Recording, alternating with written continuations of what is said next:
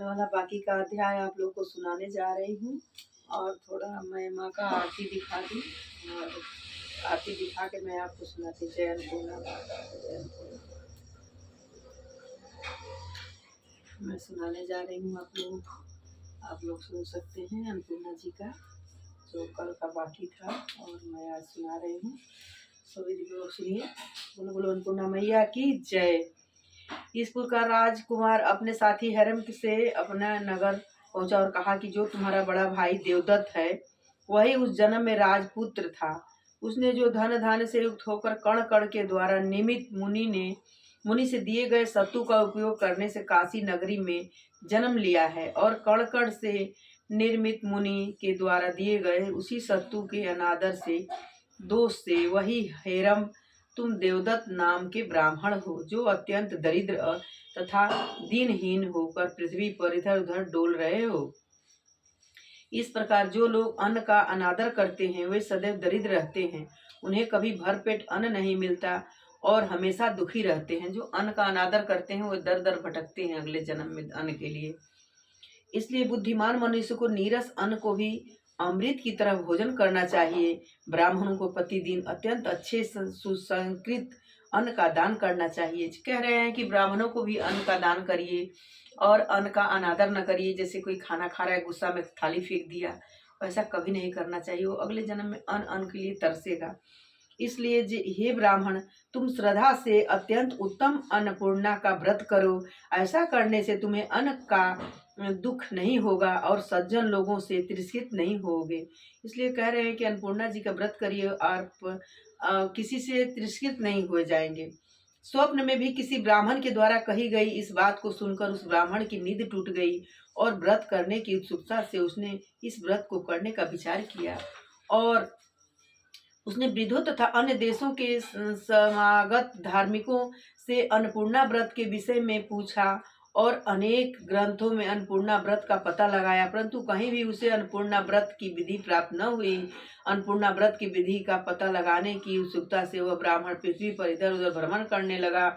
इस प्रकार अनेक तीर्थों तथा भ्रमण करता हुआ वह प्राग्ञ ज्योतिष आसाम की ओर गया। उसने बड़ी श्रद्धा से भगवती कामाक्षा देवी की पूजन किया और उसी स्थान पर तालाब के उत्तरी तट पर जहाँ अनेक प्रकार के वृक्ष थे इधर उधर घूमने लगा। वहाँ पर उसने दिव्य रेशमी वस्त्र धारण की हुई अत्यंत सुंदर नेत्र वाली स्त्री समूह को देखा जो भगवती कामाक्षा की रूप कर रही थी। वह ब्राह्मण उस स्त्री समूह के पास जाकर बड़े विनय के साथ बोला, हे स्त्रियों, आप किसकी पूजा कर रही हो तथा इसकी व्रतचर्या की विधि क्या है? इस पूजा तथा व्रत का क्या फल है और किस समय में यह उत्तम व्रत किया जाता है? तब स्त्रियों ने कहा, हे ब्राह्मण, अत्यंत श्रद्धा और भक्ति से सुनो जो मैं कह रहा हूँ। भगवान सच्चिदानंद परमात्मा की जो अनन्य शक्ति है और जो सारे जगत में व्याप्त होकर स्थित है, जिससे यह संसार बना हुआ है, यह सारा चराचर जगत शिव शक्ति स्वरूप है।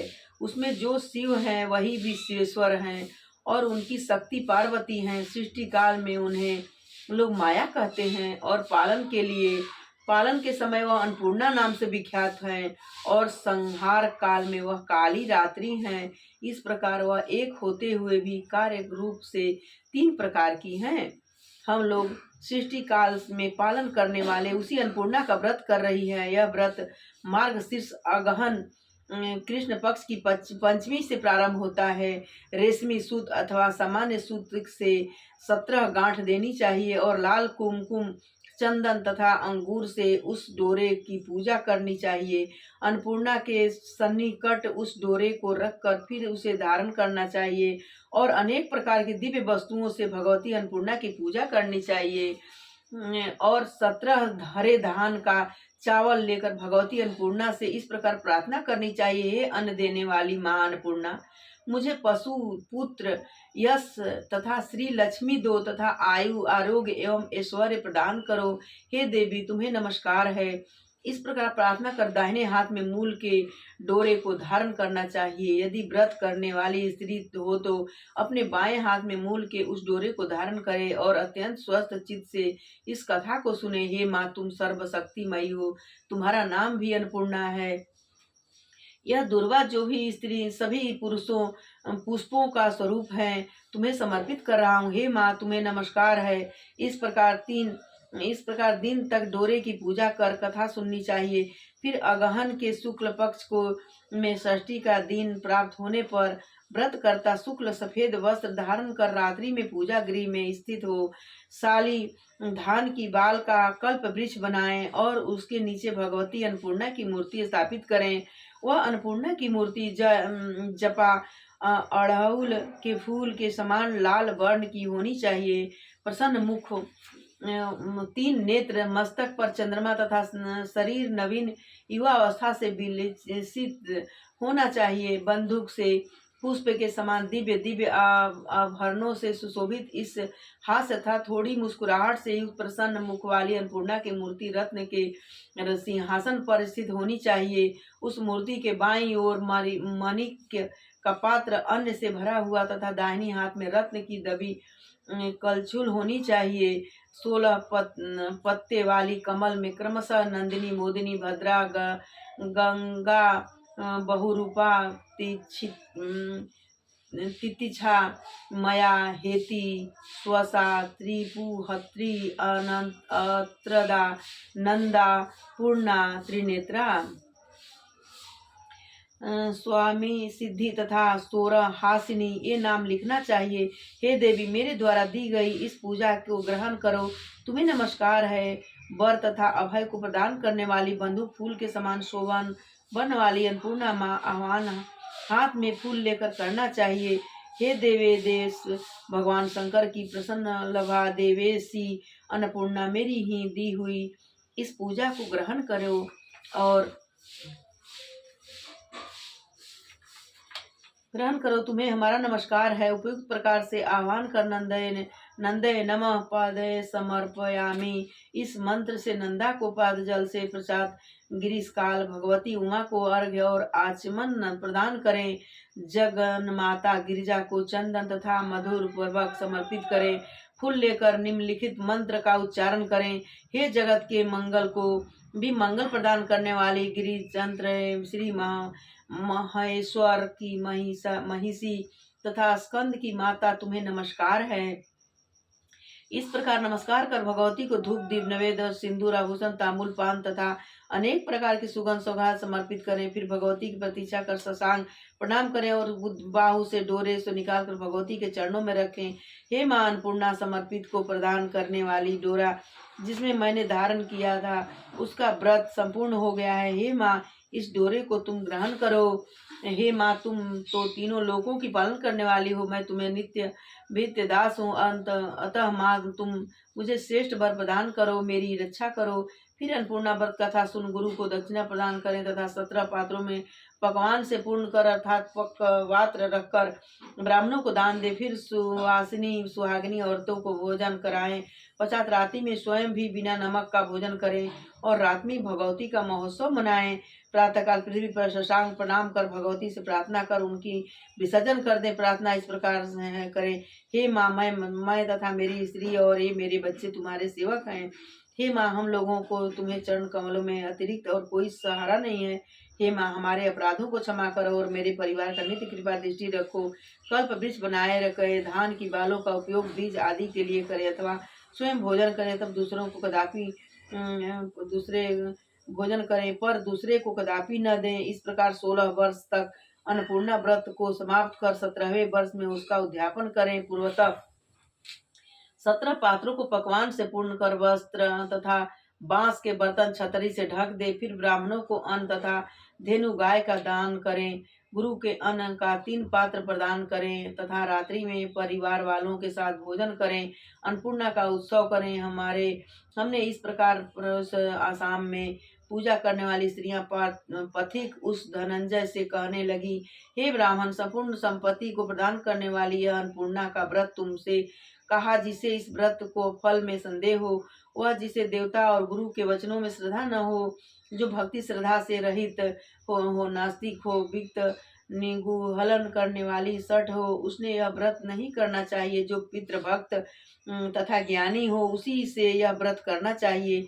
उन स्त्रियों के द्वारा अन्नपूर्णा व्रत को सुनकर संत धनंजय बड़ा ही प्रसन्न हुआ और अपने जन्म को किरदार समझता हुआ श्री समूह को प्रणाम किया। फिर अन्नपूर्णा का व्रत करने लगा।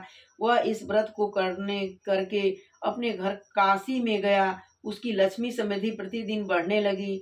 मतवाले हाथी तथा घोड़ों से उसका घर सुशोभित हो रहा था। उसके घर में सोने की सीढ़ियां हो गई। उसके नेत्र कमल के समान सुशोभित हो रहा था। गले में स्वर्ण आभूषण सुशोभित हो रहा था, जो सुंदर वस्त्र धारण किए हुए थी। ऐसी अनेक दासियों से उसका घर समंकृत हो गया। 1 वर्ष के भीतर ही वह कुबेर के समान लक्ष्मीवान हो गया और राजकुमारों की दृष्टि उसके भीतर घर में विचरण करने लगे। वह ब्राह्मणों भी युवा हो गया। उसने अपना दूसरा विवाह कर लिया। प्रथम विवाह वाली स्त्री के कक्ष में अलग, दूसरे सुंदर समलकृत घर में अपने स्त्री की संभोग करने लगा। एक समय उस ब्राह्मण ने अपनी बड़ी पत्नी से के घर में निवास किया और मार्गशीर्ष कृष्ण पश्चिमी को अपने अन्नपूर्णा व्रत को निमित्त हाथ में डोरे को बांधा। फिर भोजन कर वह अपनी दूसरी स्त्री के घर में गया। दूध के समान स्वच्छ सैया पर कर्मार्थ को अपनी स्त्री के समान भोग करने लगा। उसकी चंचल स्त्री स्वभाव के कारण पत्नी ने अनेक प्रकार से आमोद प्रमोद के साथ स्मरण रमण करते हुए उसके हाथ में बंधे हुए डोरे को देख लिया और समझ गई कि ये मेरी सौत ने वश में करने के लिए इस डोरे को बांधा है। इस आशंका से उसने ब्राह्मण के हाथ में बंधे हुए उस डोरे को छीनकर दासी के द्वारा आग में जलवा दिया। काम के आक्रोश में रहने के कारण ब्राह्मण को इस बात का पता नहीं हुआ।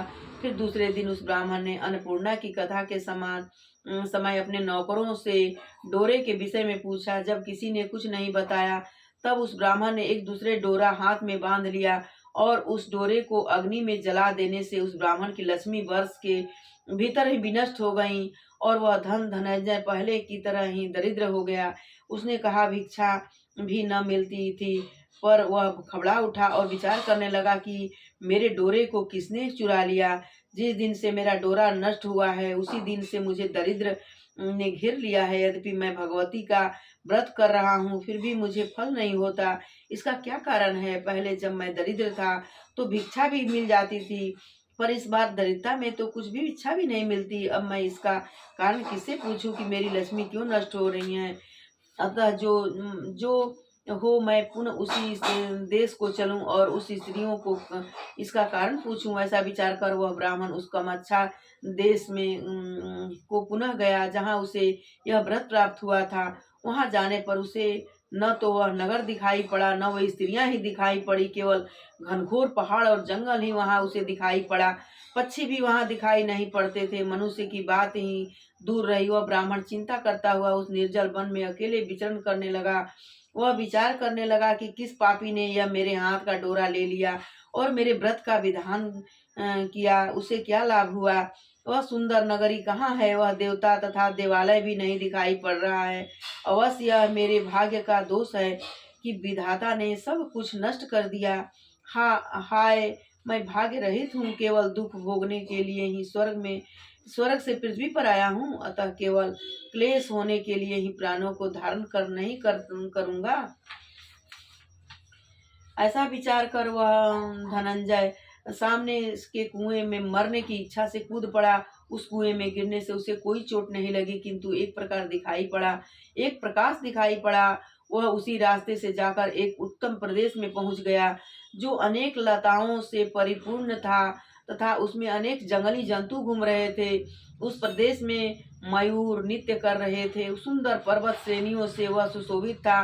मतवाले कोकिल बोल रहे थे और भैरों का समूह गुजार कर रहा था। फलों से लदे हुए अनेक प्रकार के वृक्षों और कदली दलों के वह प्रदेश बड़ा सुशोभित हो रहा था। यह देखकर ब्राह्मण आश्चर्य में डूब गया। फिर उसने समुद्र के सामने विशाल एक सरोवर देखा, जिसमें कमल खिले हुए थे। हंस, चक्रवाल तथा बत्तख से वह बड़ा सुहावना प्रतीत होता था। बड़ी बड़ी मछलियां से पूंछों से आघात उसे हुए जल बिंदुओं से आघात करने को तकार से देता और तरंग से संपिष्ट वायु से स्नान छू कर उसी तालाब को दूसरे किनारे उस ब्राह्मण ने बड़ा मधुर गाना सुनाया। इसलिए ये अब अध्याय मैं यहीं पे ख़त्म करती हूँ, क्योंकि आप लोग सुनिएगा और अध्याय अब सुनाने के लिए मैं कल इस अध्याय को पूरा करूँगी। इसके लिए मैं अन्नपूर्णा माता से क्षमा याचना चाहती हूँ। आप लोग भी अन्नपूर्णा माता का प्रणाम करिए, मैं भी प्रणाम कर रही हूँ। बोलो बोलो अन्नपूर्णा मैया की जय। ओम पार्वती पते पते हर हर महादेव।